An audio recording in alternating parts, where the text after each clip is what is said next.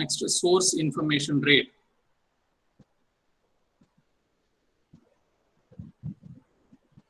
Source information rate. This means, say, I'm having some source, it is continuously emitting the symbols. Each symbol may have different probability, but once if I know the probability, I can calculate what is the entropy of that symbol.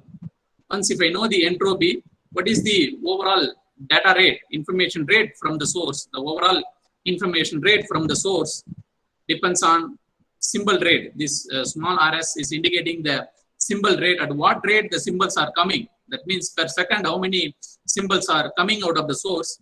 Again, depending on the probability of the symbols, I can calculate what is the entropy. So this is the source information rate. Okay, the source is producing the symbols. Each symbol will have some average information, that is h. Okay, actually the source is emitting data at this rate. Okay, usually that r is equal to rs into h unit is bit per second. Okay, where rs is symbol rate,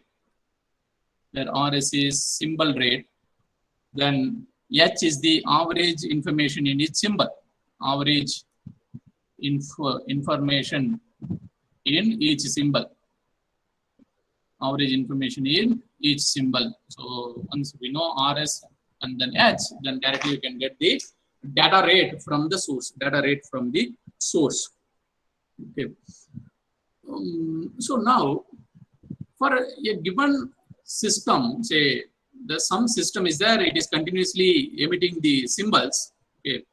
Some system is there, it is continuously emitting the symbols. We know the symbols probability. Say it is at any point of time, it is emitting 4 symbols. I know what is the probability distribution of that 4 symbol. Then once if I know the symbol probability, okay, for that particular case, I can find out what is the h max. Again, h max is the at any point of time. Okay, see, once there are 4 symbols, I know what is the h max is possible. Okay, in reality, the probability may be anything. Okay, depending on the situation, the probability may vary. Probability of each symbols, say symbol 1 and then symbol 2, symbol 3 and then symbol 4. Okay, depending on the probability of the symbols, I will be defining h. But whatever may be, whenever 4 symbol is there, what is the maximum h is possible? That is h max. That you will get whenever the symbols are equiprobable. Whenever the symbols are equiprobable, you will get maximum h. Okay, whenever there are 4 symbols, I can easily calculate what is the maximum entropy possible. Once if you deeply understand this, see h max. Okay, that means h max is average information in each symbol. Average information in each symbol, that means maximum information. Maximum possible information. Now, what should be the channel capacity? Okay, see, h max is the average information. Average information per symbol. That means maximum average information. Say every 1 second you are creating 1 symbol and you know what is the information present in that symbol. That is h max. Now, definitely my channel capacity should be always greater than or equal to h max.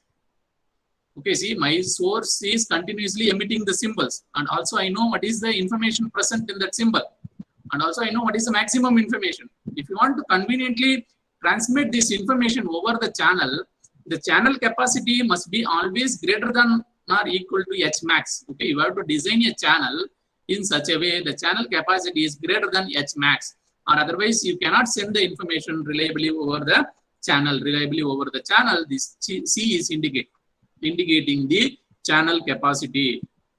Okay, this is the another relation with respect to the channel capacity. So h max again, h max is deciding what should be the channel capacity. It is deciding what should be the channel capacity.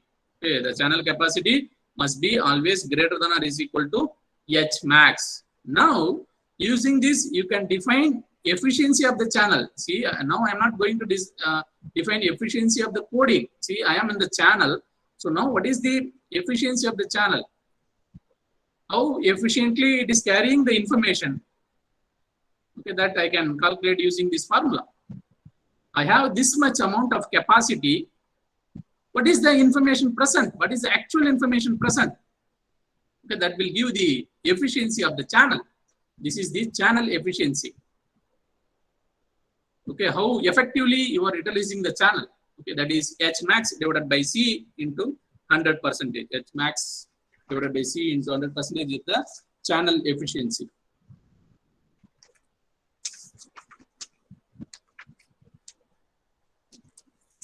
Then how to decide, okay, how to decide the channel capacity?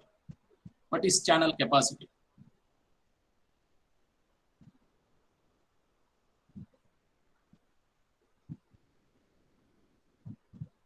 You see, in general, whenever I have some source, ultimately it is generating some data. If I mention in terms of RB, this is data rate. Okay, that the data rate that is coming out of the system. If I want to conveniently transmit this data, digital data over a channel to the receiver end, so this channel must have some capacity. Okay, straight away this capacity must be greater than or equal to RB. Say for example, if I am creating 1 Mbps data, definitely the channel data rate must be greater than 1 Mbps, or otherwise you cannot send this 1 Mbps data to the receiver. So that is a very simple concept. Here RB is also data rate. Okay, C is the channel capacity in terms of bits per second. So at any point of time, the channel capacity should be greater than the data rate. What is the available data rate? That is RB. Then how to decide C? How to calculate the capacity of the channel? Okay, what are all the factors that is affecting the capacity of the channel? Usually, if bandwidth is more, the capacity of the channel will be more. If the bandwidth is more, generally the capacity of the channel will be more. Okay, or otherwise, if power is more, okay, this is directly, it is not evident, okay, but it is indirectly. Okay, later in the course of digital communication, you can understand this. Whenever I am increasing the power, how the channel capacity is increasing, how this channel capacity is increasing. Okay, now at this point, it may be a little bit difficult to understand. Again, the channel capacity may be higher, or otherwise, if the noise power is low, okay, then also the capacity will increase.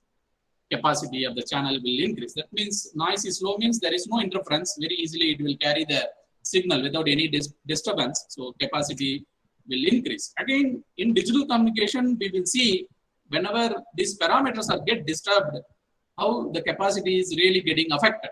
How the capacity is really getting affected, that we will see in the next topic, other topics, digital communication. So now, what is the actual channel capacity? Channel capacity C is equal to bandwidth log of base to 1 plus S by N. Here, C is the channel capacity in terms of bits per second. What is C? C is the channel capacity in terms of bits per second. What is B? B is the bandwidth of the channel in terms of hertz. Bandwidth of the channel, the unit is hertz. What is S? S is the signal power. What is the signal power available? N is the, what is the noise power? N means what is the noise power.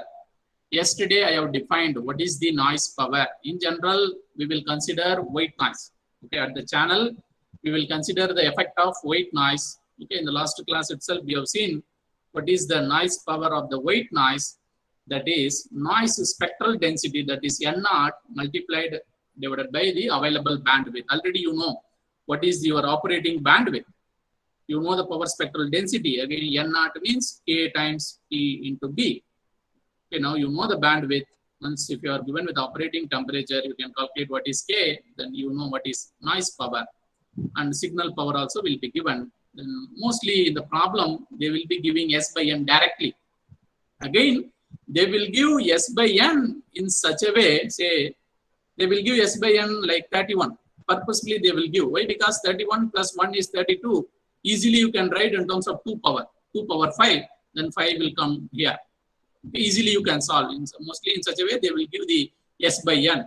Sometimes instead of giving as a number, they will give in terms of dB also. But once, if you want to substitute in this formula, S by n must be in terms of number. You have to be very careful there. Very rarely in problems, they will give S by n in terms of dB. Okay, whenever power we can represent in terms of dB also. Okay, signal power, noise power ratio, S by n.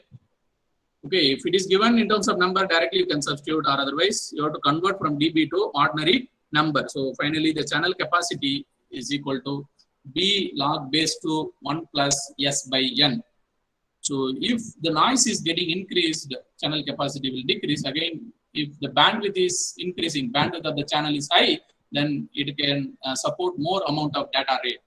So these are all directly proportional, but this S by n depend on the factor of log,